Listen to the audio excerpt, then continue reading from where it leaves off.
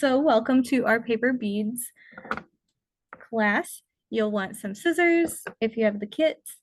There are strips of newspaper and magazine paper and just various papers. You can take any kind of paper and cut it up into strips, and then you can also do multiple shapes as well. We'll talk about that. You might even want some cording if you want to put your beads together at some point. But we're just going to focus on making the beads themselves, and then any markers, crayons, colored pencils to color on any of the strips of paper if you would like as well. And also in your kit, you have a little skewer, and that's what we'll use to wrap around our paper beads. You just take a strip of paper and then you start wrapping it around it. And it's kind of a tricky process once you're first figuring it out. But you can just slowly wrap it around the skewer.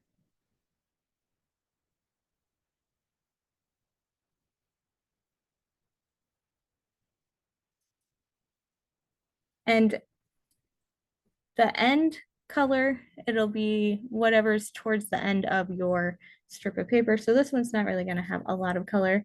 It'll probably end up like some of these beads here. And once I get to the end, I can just take my glue, and it can be any kind of like liquid glue. You could also use a glue stick if that works better for you. And then just roll up that last part and press it down pretty good.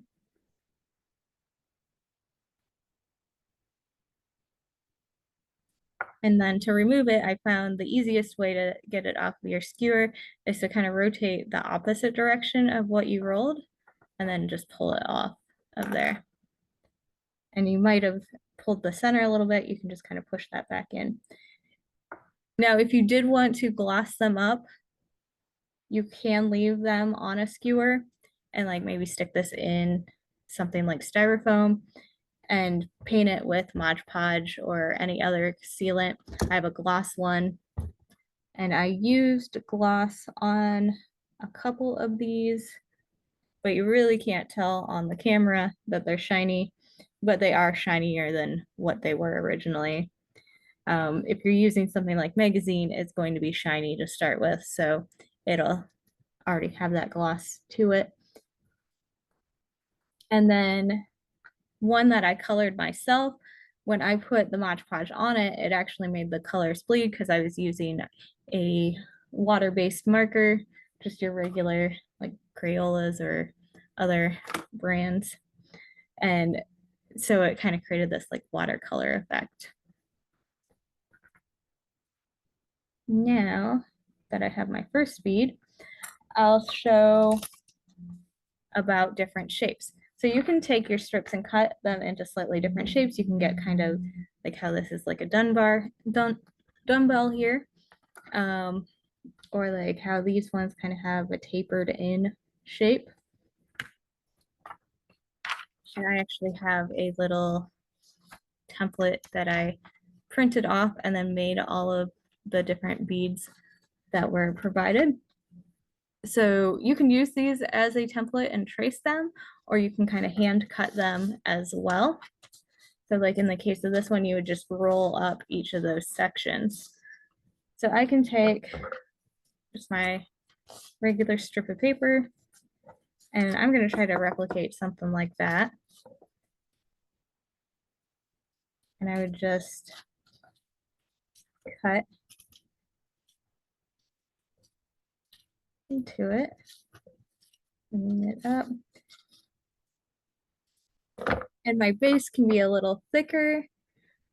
Basically, the longer your strip of paper is, the thicker your bead is going to be around. And then also your center size is going to be based on what you wrap it around. So if you wanted something that had bigger circles in the center, you could use something like a knitting needle that's really big, or even like a marker. You could use that to wrap around and it would have a bigger center.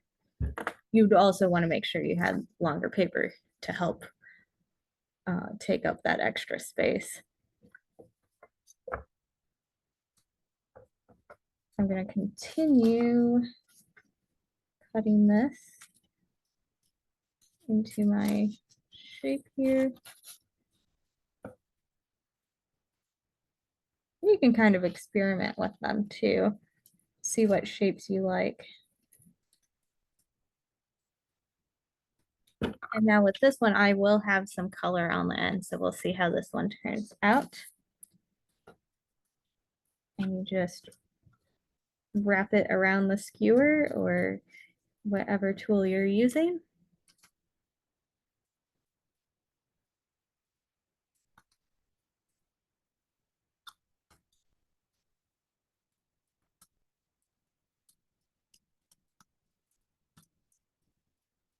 Oh, and you might end up hearing, they've got the thunder on the river going on today. So you might hear some of the boats outside. And since this has two sides, I'll just kind of focus on one side at a time. Put some glue on the end. And finish wrapping that.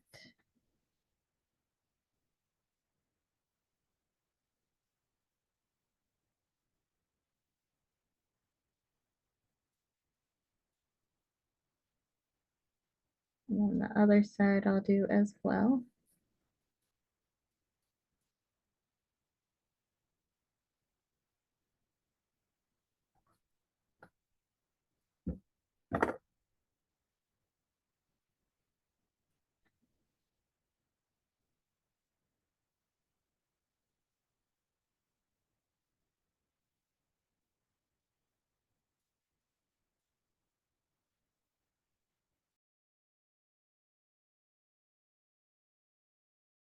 So talking a little bit about beads.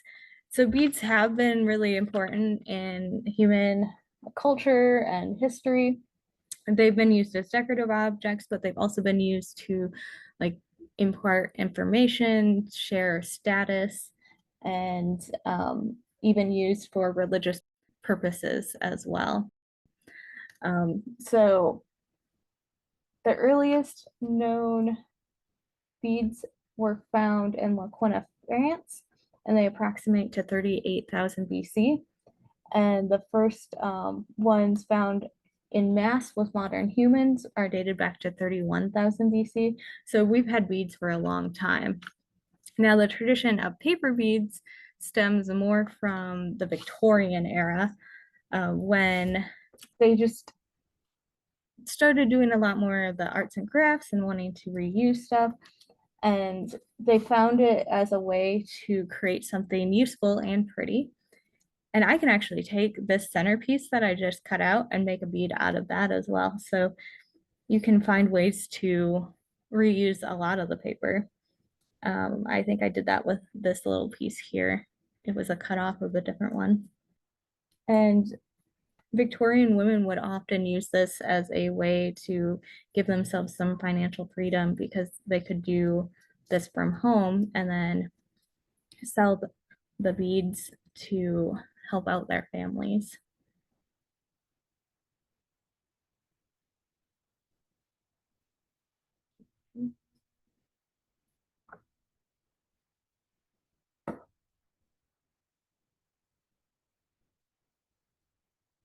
And then from Victorian times, it became more of like just kind of a hobby craft to do. I remember like in the 90s that they would have like kits for kids to make paper beads. And the whole story of like how they got to be so popular in countries like Uganda and Kenya in Africa actually stems from an artist, and I'm probably going to pronounce his name wrong, Sanaa Gateja. And I actually have a picture printed out of some of his artwork. He does artwork with beads, and in his time while he was at London, he was working with all kinds of beads, but he noticed that they had a lot of paper that was going to waste and being scrapped and not being reused. And back at home, it was very much part of their culture to reuse things and make stuff out of things that you were no longer using. And he started making paper beads while he was there in London to kind of find a way to reuse all that paper that was going to waste.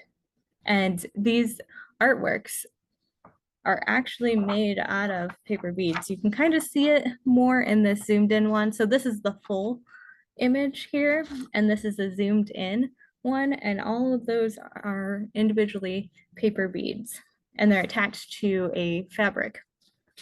Now, when he moved back home to Uganda, and it was the early 1980s, there was actually a civil war that they were just going through, and he couldn't make the artwork like he had been making back in London, where he was using gold and silver to make beads. So he found a way to make artwork and then also teach other artisans how to make the paper beads and find ways to do their own livelihoods as well. And then they could train other artisans, and the whole paper bead cottage industry started from that. And he also uses bark cloth, which is made from local trees that he then sews the paper beads onto.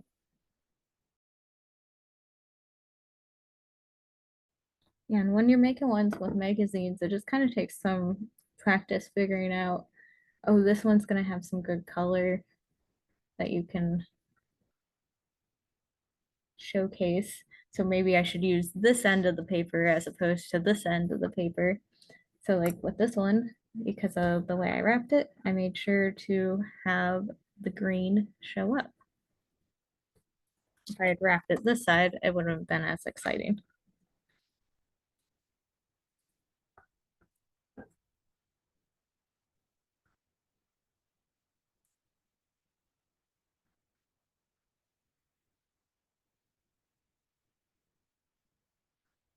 Also, if you're struggling to get them started on there, you could put a little bit of glue at the beginning as well to like hold it in place. So if I put some here at the beginning, when I go to rotate that all around there, it'll help hold it in place.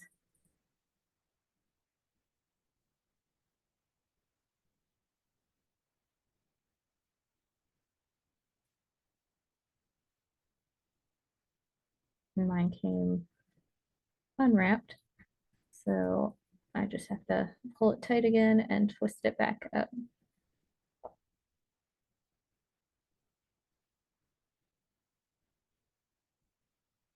And then we've got two little ones. And you can experiment with shapes too. So like you can go outside of like what we have here and just kind of create whatever you want to do. So like you could try to do a curved edge. I haven't tried to do a zigzag yet. I'm gonna cut this one in half. Maybe something wavy.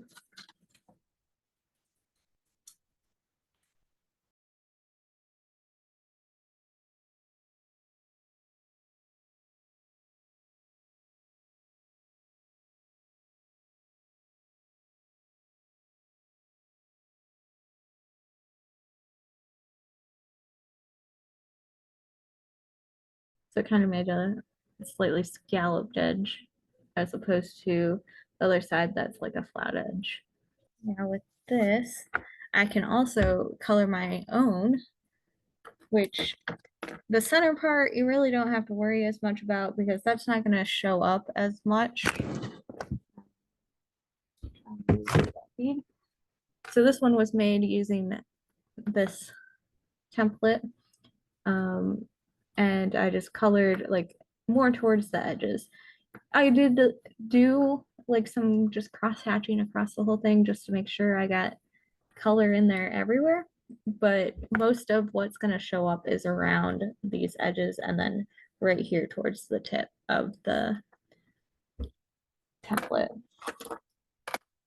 So like I could do some designs on there. Doesn't have to be too intricate.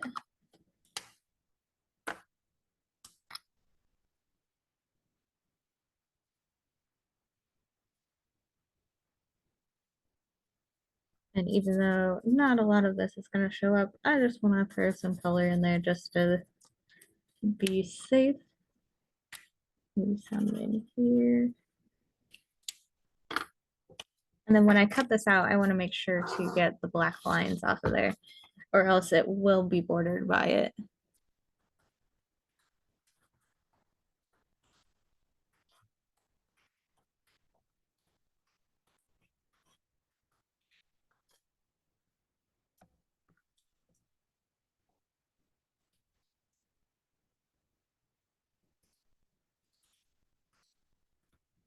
The wider the base is going to be, the longer the bead as well. And then this one's tapered in, so then it just brings in that tapered shape.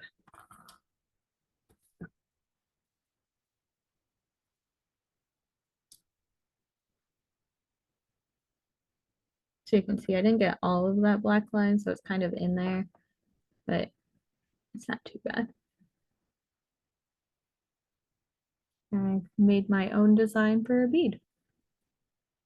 And then, yeah, I could put the Mod Podge or other sealant over it to make it kind of bleed like this one, or even use the gloss one to make it shiny.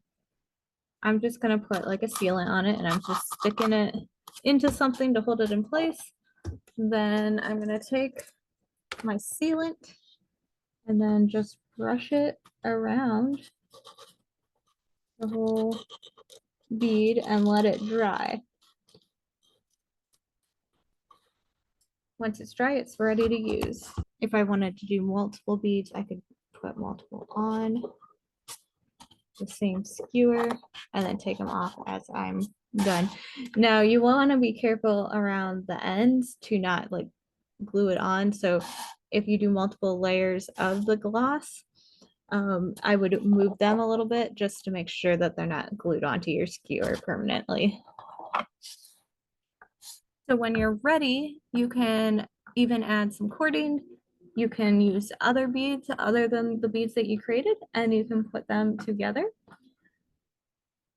and just put them on your cording, any order that you'd like.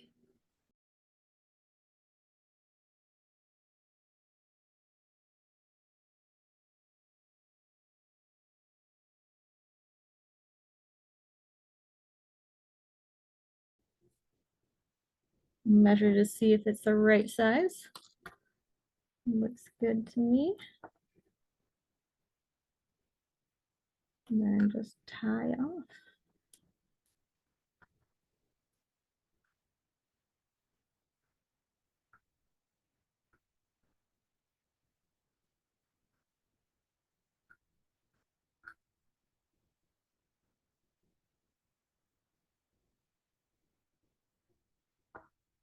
And then when I'm doing like the stretchy cord like this, to make sure it doesn't come off, I like to do a little extra knots on the edges.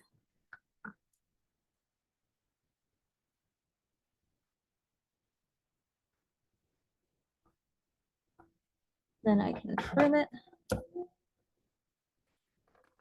and just hide the knot underneath one of the beads. And there I have a bracelet I made out of paper beads.